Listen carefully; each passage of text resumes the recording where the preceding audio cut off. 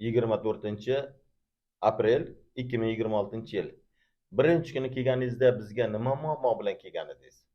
Banda vahima bor edi, uyqusizlik bor edi, Mhm, miya qotishi, mhm, keyin og'zimdan achchiq suv kelyotgandi, mhm, ashoka bo'lib.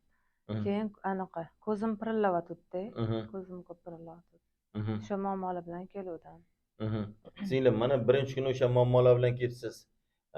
Shu yerda o'sha muammolar yo'qoldimi yo haliyam bormi? Yo, alhamdulillah hammasi yaxshi, zo'r bo'ldi. Men kutganimdan ham a'lo natija Mhm, bo'ldi.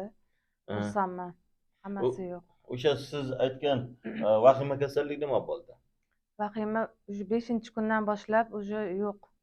Keyingisi nima Yo'q. bo'ldi? Uyqu. Uyqusizlik botdi. U ham 4-kundan joyiga tusha boshladi. Уже hozir 100% yaxshi. Aha, og'zingizda achchiq suv kelishicha.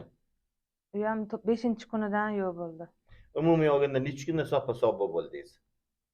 Umumiy olganda 10-kunda уже soppa-sog' edimda. 10 kundan Hammasidan o'zi battar. soppa sog' bo'lib Ha, yashayapsiz. Nimadan shu kasalliklaringiz kelib chiqqan ekan? Kasalliklarning sababini bildingizmi? ha, hammasini tushunib oldim, bildim. Topdingiz o'shalarni. Topdim. O'sha sabablarni o'zingiz bartaraf qiluvdingiz, kasalligingiz o'zidan o'zi yo'qolib qoldimi? Hmm. Yo dori ichdingizmi? Yo'q, hech qanaqa dori ichmadim.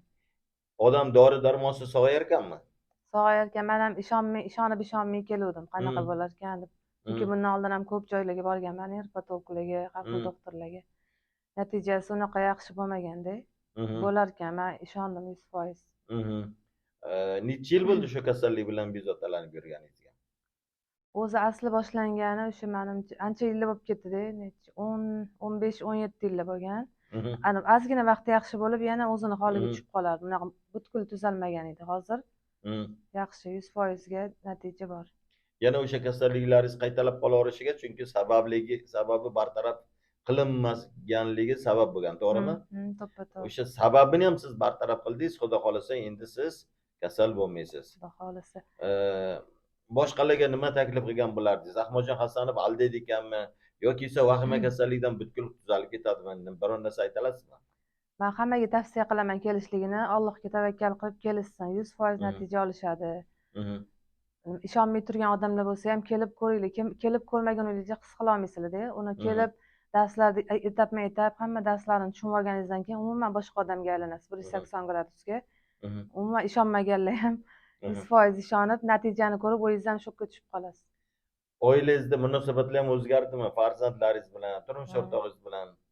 Hammasi zo'r. Bu yerda bitta men o'ylardim faqat ana salomatlik debda. Mhm, Hayot qanaqa muomala qilish kerak, farzandlar bilan qanaqa muomala qilish kerak, mhm, turmush o'rtog'i bilan, qaynona qaynota bilan, ishxonada hammasini mhm, o'rganib oldim. O'sha mhm, hammasini negizi bilan, ildizi bilan tushuntirib berar ekansiz hammasini. mhm. Masalan, men ham psixologlarga borganman, ular yuzakida, Ja, chuqur bilim berishmagan. Men bu mhm, yerda bu olgan bilimlarim bir umrga mhm. menga umrim oxirigacha yetadi-da. Men afsuslanmayman, juda ham xursandman kelganimdan.